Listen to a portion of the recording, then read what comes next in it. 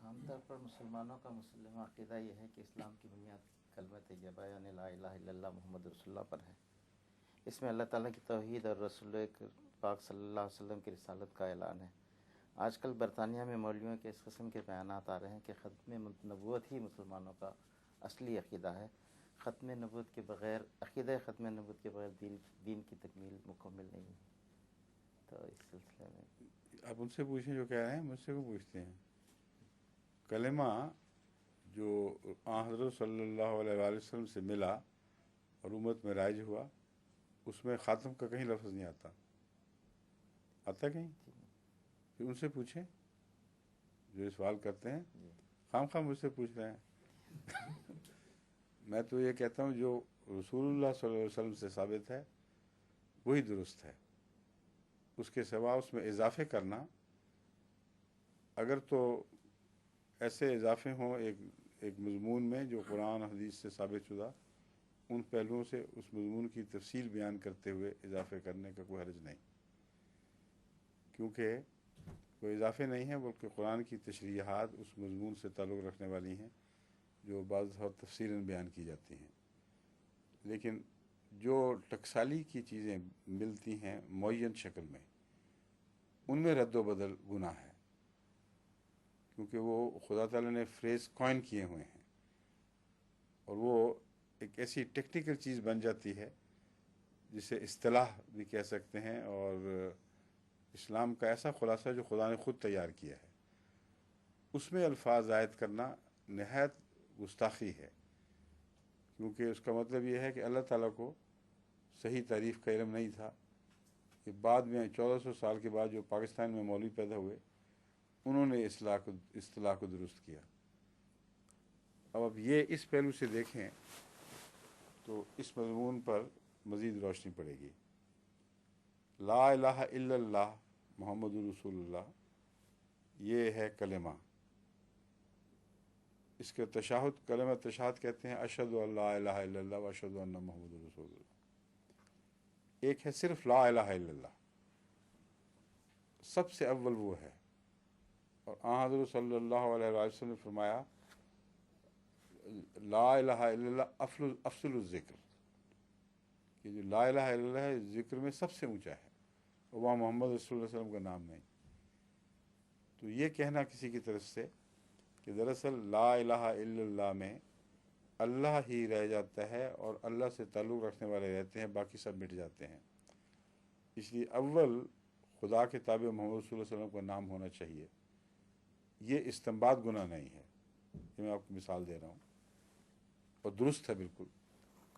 جب ہم کہتے ہیں لا الہ الا اللہ، تو اللہ کے سوا ہر غیر اللہ مٹ گیا اور موجود رہتے ہیں، حالانکہ نظر آتے ہیں بے شمار۔ تو مراد یہ ہے کہ اللہ کے سوا اللہ کے تعلق سے ہی کوئی چیز حیثیت پائے گی، وجود اس کو بخشا جائے گا، اس کے بغیر جو ہے بے معنی لغو چیزیں ہیں کہ کوئی بھی حیثیت نہیں۔ اور وہ جو خدا سے تعلق قائم کر کے وجود پاتے ہیں ان میں سب سے اول حضرت محمد رسول اللہ صلی اللہ علیہ وسلم ہے۔ اس لیے یہ باقی کلمے کے منافی نہیں، بلکہ اسی کی کوک سے کلمے کا دوسرا حصہ پھوٹتا ہے۔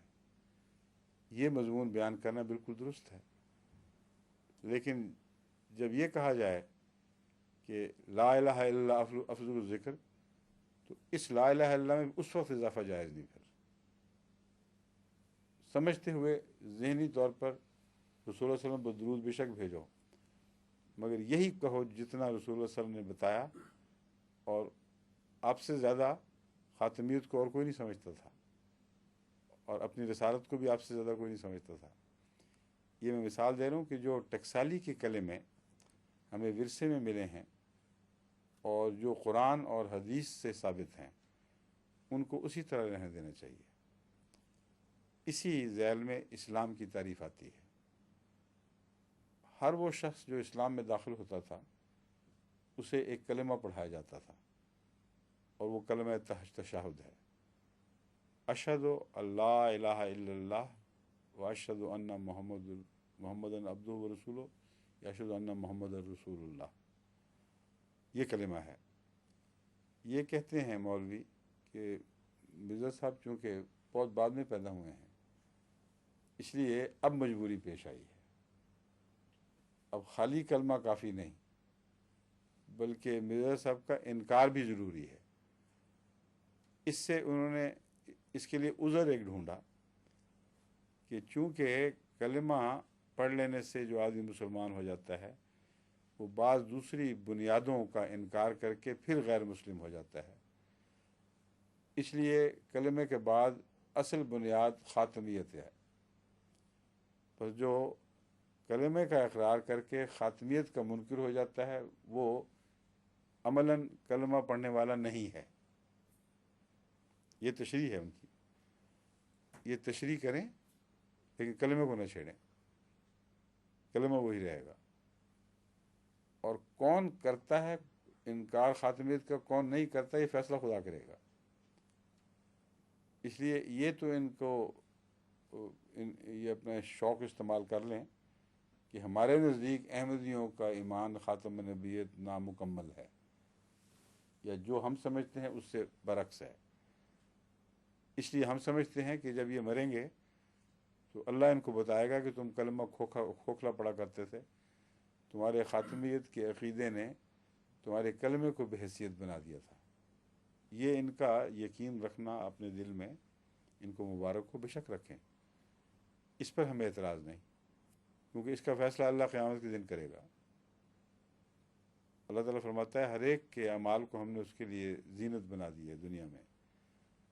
جب وہ مرے گا تو پھر وہ خدا کے سامنے حاضر ہو کر یہ معلوم کرے گا کہ خدا کس کو سچا کہتا ہے، کس کو جھوٹا کہتا ہے. وہ آیت کیا ہے؟ وَكَذَلِكَ زَيَّنَّا لِكُلِّ أُمَّةٍ عَمَلَهُمْ ثُمَّ إِلَىٰ رَبِّهِمْ مَرْجِعُهُمْ فَيُنَبِّئُهُم بِمَا كَانُوا يَعْمَلُونَ. اسی طرح ہم نے ہر قوم کو اس کے اعمال کو اچھا بنا کر دکھایا، وہ سمجھتے ہیں ہم بہت اچھے اعمال کر رہے ہیں. ثُمَّ إِلَىٰ رَبِّهِمْ مَرْجِعُهُم، پھر اپنے رب کی طرف جب ان کا رجوع ہوگا، لوٹیں گے، فَيُنَبِّئُهُم، وہ بتائے گا، مولوی نہیں بتائیں گے، وہ بتائے گا کہ کون واقعی خوبصورت اعمال والا تھا اور کون بدزیب اعمال والا تھا. یہ فیصلہ خدا کا کام ہے. وہ کہتے ہیں یہ چونکہ مجبوری بعد میں پیش آئی، اس لیے کلمہ میں تبدیلی لازم ہو گئی ہے. یہ کلمہ اب کافی نہیں ہے، اس کے ساتھ ایک دعوے دار نبوت کا انکار لازم ہو گیا ہے. بس اب پاکستان کی حکومت نے یہ کلمہ بنایا ہے کہ اشہد ان لا الہ الا اللہ و اشہد ان محمد رسول اللہ. مرزا غلام احمد قادیانی اور وہ سارے جو ان کو سچا مانتے ہیں وہ سارے دائرہ اسلام سے خارج اور مرتد اور جھوٹے ہیں. یہ مکمل کلمہ بن گیا ہے. ٹھیک ہے.